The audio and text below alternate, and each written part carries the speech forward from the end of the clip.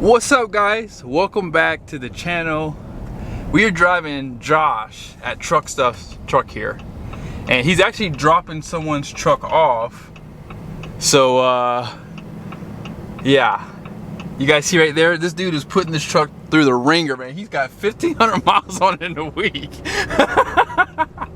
Oh man, he's already towed with it, and yeah, he's just got some good stuff coming. But as I said, I'm actually driving to pick him up. And oh my goodness, guys, oh man, this ride's so good. See, MegaCab with air suspension, and yeah, imagine if he puts, you know, a Carly suspension on this truck, guys. It would just be amazing. Now, he is actually driving that cab and chassis truck right up yonder there, right in front of us. But you guys see right here, you know, he lives not too far from here. I would say he lives like maybe 20 minutes away. And you see his DPF. He's at 10%. And then here's some of the temperatures.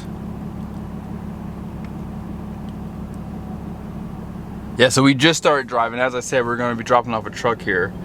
But I did a full review on his truck, and you guys loved it. The video got a ton of views.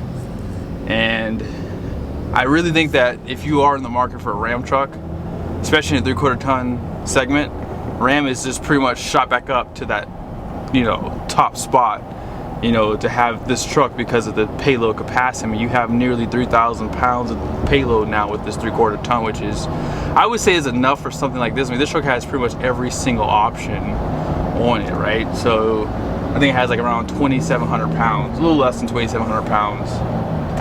And I would say that if you're looking at, you know, like a 32 or shorter fifth wheel, this truck could easily tow that without any problems. But yeah, the biggest selling point to getting a 3/4 ton Ram and why so many guys buy them is because of the ride. I think that this truck, even with the solid front axle, has the best riding chassis out there because of the coil springs. And with this truck having the air suspension, you have more versatility. So like if you need to load something in the bed, you can actually drop down the bed if you need to.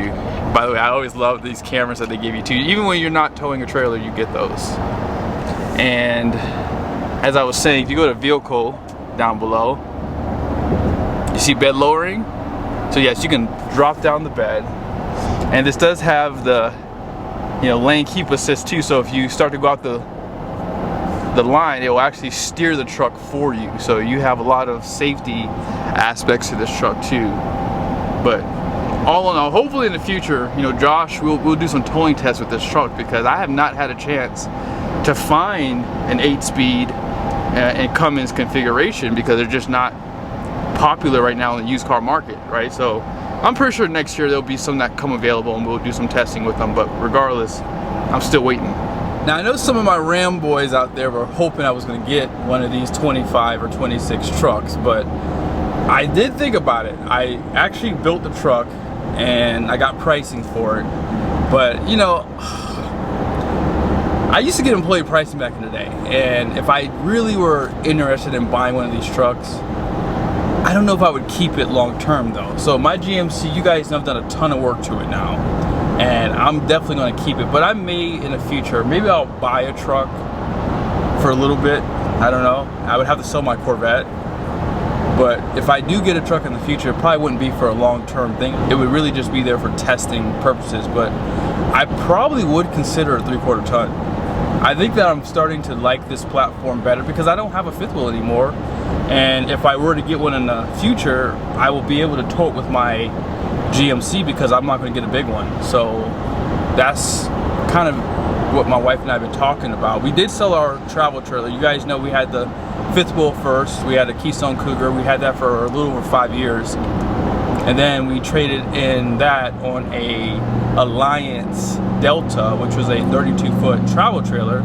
Love travel trailers, especially that platform, because they basically are almost like having a fifth wheel in a travel trailer platform, but I prefer fifth wheels. I think they tow better, and I just don't want to use a weight distribution hitch. So yes, I'd rather just get a fifth wheel in the future. So we'll probably stay around that 34 foot or less and that's not anytime soon. We're not looking to get one right now, but if we were to get a fifth wheel in the future, it'll be 3/4 ton towable basically, so it won't be big, it won't be heavy. And yeah, I think that for the most part, even like a truck like this, if you can get a trailer like around that 1,500 pound dry hitch weight, if you're not someone that carries a lot of heavy stuff, you should be able to stay within the payload even in this truck here. But again, I'm thinking a couple, not with kids, especially older kids. You're probably someone not using a fifth wheel hitch. You're probably going to use like the gooseneck, like the Reese Goose Box, or even the Gen Y to try to save on payload with not using a fifth wheel hitch too. So there's just things you have to consider when you are looking at these 3/4 ton trucks for towing. You guys see Josh's fuel economy? I think he has a fuel economy test that he did. Now that is phenomenal. Remember, that's towing, that's idling, and that's hauling like heavy wood, I believe. And he's still averaging like 17.4 mpg. That's phenomenal. Over 40 hours, by the way. And I mean, this truck is what I would consider broken in too, right? So put that exhaust brake on. Let's go back to that page that shows that. That way you can see what's going on here. So you see that exhaust brake?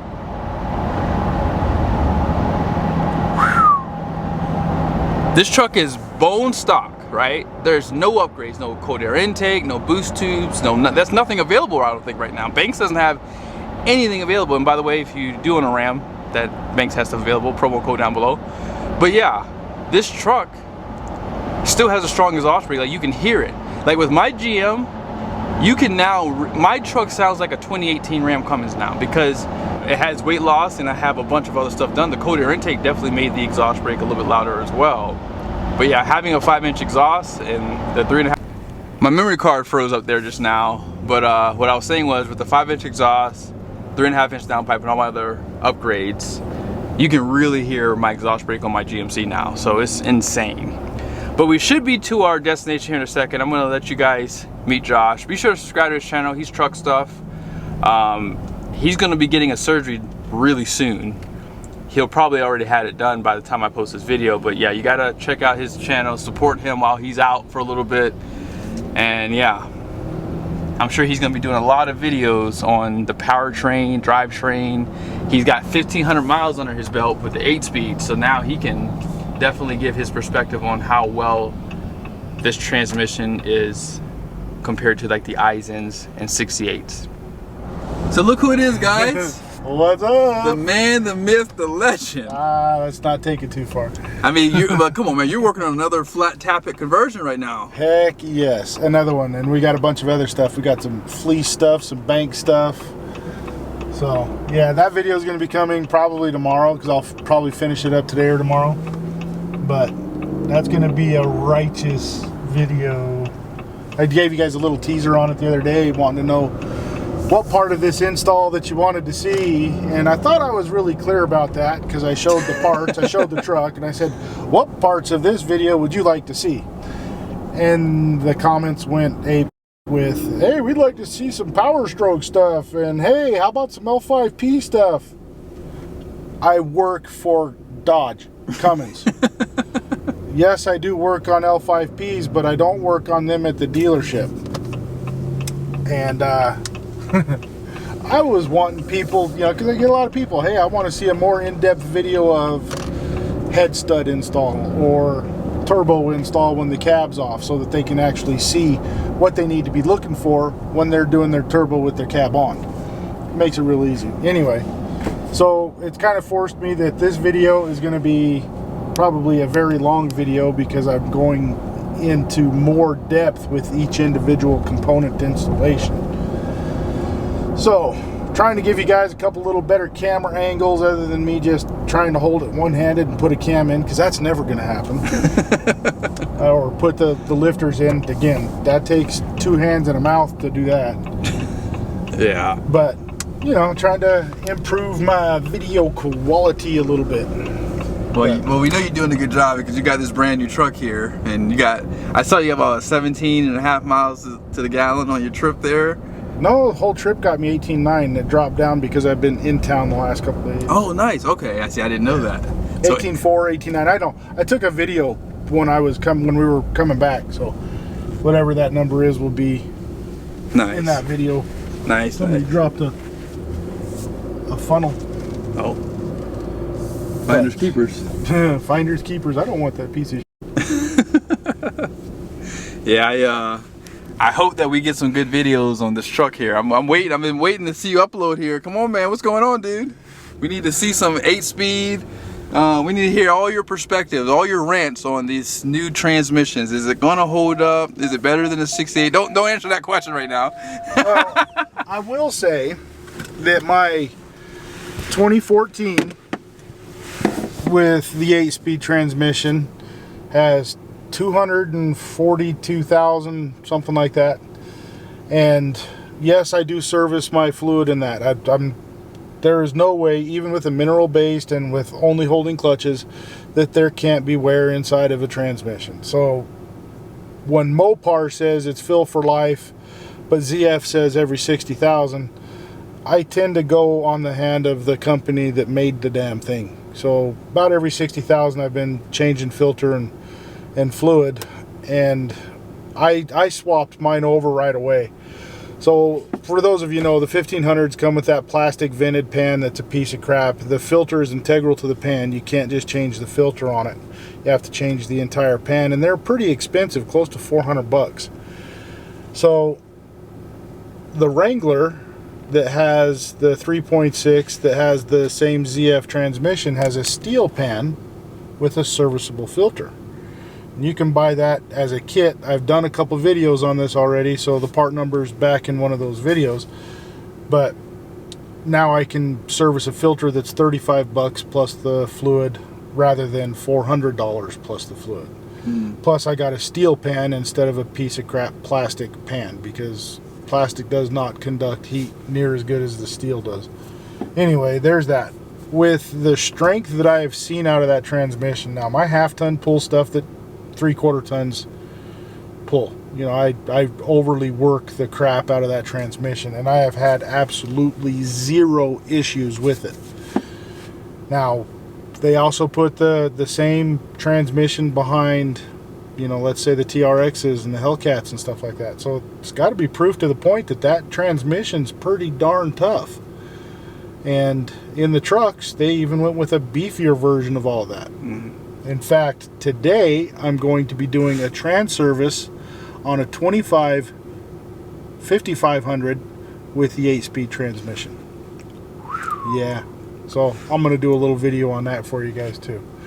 But we can't complain about the 8-speed in these new trucks. Now, again, first year, always going to have hiccups on every part of the vehicle, and there's been a couple issues with transmissions that have had to be replaced because we can't rebuild them right now.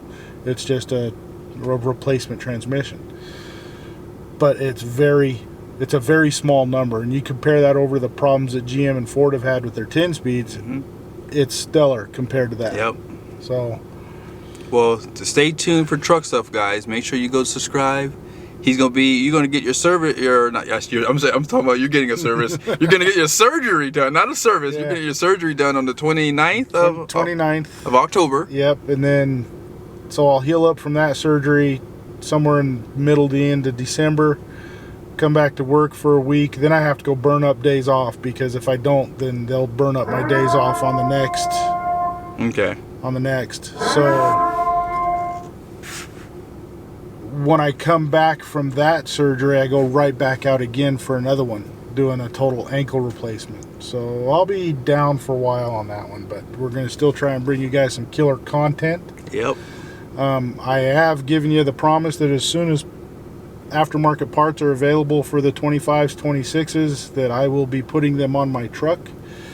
Oh man. For you guys, and I'm going to give you a little teaser.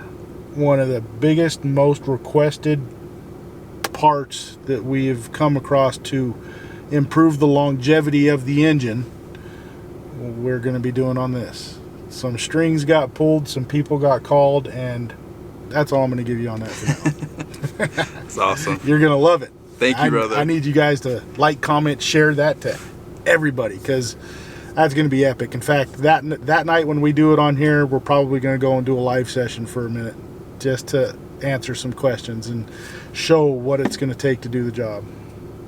Awesome. Thank you, brother. Hell Appreciate yeah. you, man. We'll take one for the team.